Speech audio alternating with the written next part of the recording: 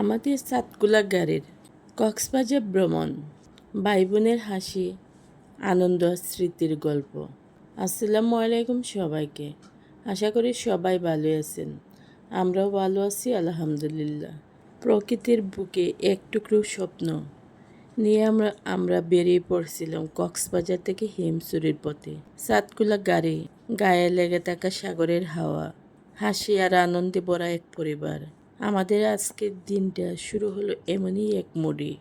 প্রথম গন্তব্য হিমছড়ি, পাহাড় আর সাগরের মিশ্রণে অপূর্ব এক সৌন্দর্য।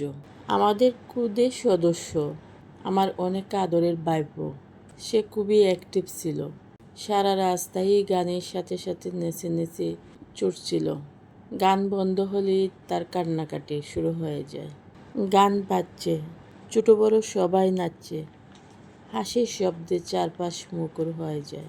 সবাই অনেক আনন্দ করে আমরা যাচ্ছিলাম। চারদিকে প্রাকৃতিক ও সুন্দর পরিবেশ।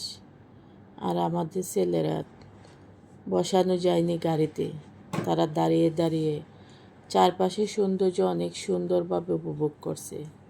ওদের সাথে তাল মিলিয়ে আমরাও দাঁড়িয়ে গেলাম। দাঁড়িয়ে দাঁড়িয়ে বাইরের সৌন্দর্য উপভোগ করছিলাম। চারদিকে ঘন সবুজ পাহাড়, নীল আকাশ, চারদিকে খুবই অসাধারণ একটা সৌন্দর্য। প্রাকৃতিক সৌন্দর্যটা খুবই মনোমুগ্ধকর। গাড়ি ছুটছে, চারদিকে সৌন্দর্য দেখতে দেখতে আমরা চলে গেলাম। প্রত্যেকটা স্পট আমরা খুবই সুন্দরভাবে ঘুরে বেরিয়েছি এবং অনেক সুন্দরভাবে এনজয় করছি।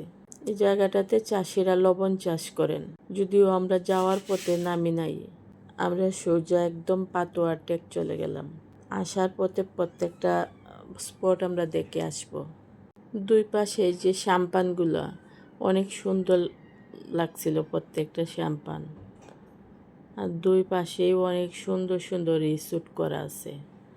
আমরা সবাই খুব এনজয় করছিলাম গাড়িতে বসে, হাসি আনন্দে সবাই অনেক উপভোগ কর।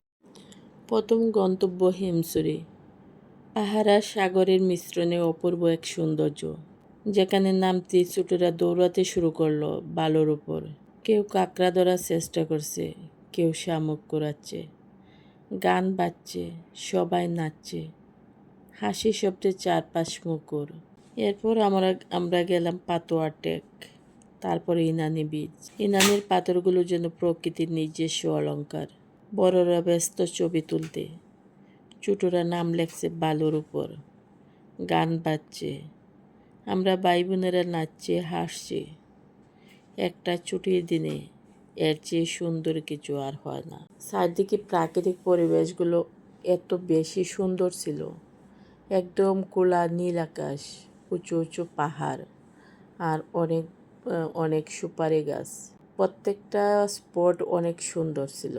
প্রত্যেকটা স্পটে থেকে আসার মন চাইছিল না, ইচ্ছা হচ্ছিল সারাটা দিন এক একটা স্পটেই কাটিয়ে দিই। তো সময় তো আর কারোর জন্য অপেক্ষা করে না। প্রত্যেকটা জায়গার পরিবেশটা এতটা সুন্দর।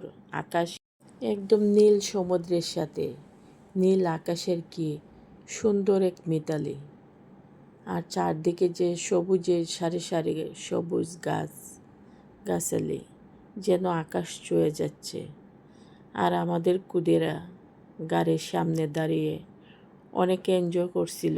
রাস্তায় অনেক পর্যটকের ভিড় ছিল। আমাদের সামনে অনেক বাইক নিয়ে পর্যটকরা ছুটছিল সে পাতোয়া টেকের উদ্দেশ্যে। আর চারদিকে অনেক সুন্দরভাবে ছোটো ছোটো রিসোর্ট তৈরি করে রেখেছে। প্রত্যেকটা রিসোর্ট খুবই সুন্দর, দেখতেও অনেক ভালো লাগে। এগুলো দেখলে মনে হয় আল্লাহর সৃষ্টি যে কতটা সুন্দর, নিজে চোখে না দেখলে বোঝা যায় না।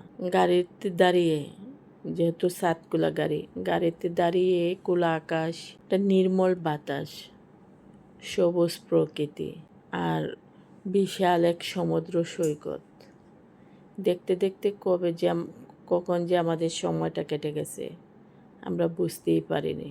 চারিদিকে সুপারি আর নারকেলের গাছের অনেক সারি সারি সুপারি এবং নারকেল গাছ। এখানে অনেক ছাদের গাড়ি পর্যটকদের নেওয়ার জন্য পর্যটকদের নিয়ে ঘুরে বেড়ানোর জন্য দাঁড়িয়ে থাকে। এই হচ্ছে সেন্ট মার্টিন যাওয়ার রাস্তা। মধ্য সমুদ্র পর্যন্ত অনেক সুন্দর করে একটা ব্রিজ করে রেখেছে, মানে শুধু সেনাবাহিনীর সদস্যরাই যেতে পারেন। তারপর আমরা ছুটে চললাম পাতোয়া টেকের দিকে। একদম খোলা নীল আকাশ, সমুদ্রের স্বচ্ছ জলরাশি। প্রত্যেকটা স্পটের ভিডিও পরের ভিডিওগুলোতে আমি শেয়ার করব ইনশাল্লাহ। প্রত্যেকটা স্পটই খুবই সুন্দর। ভিডিওটা ভালো লাগলে লাইক, কমেন্ট এন্ড শেয়ার করে দিবেন।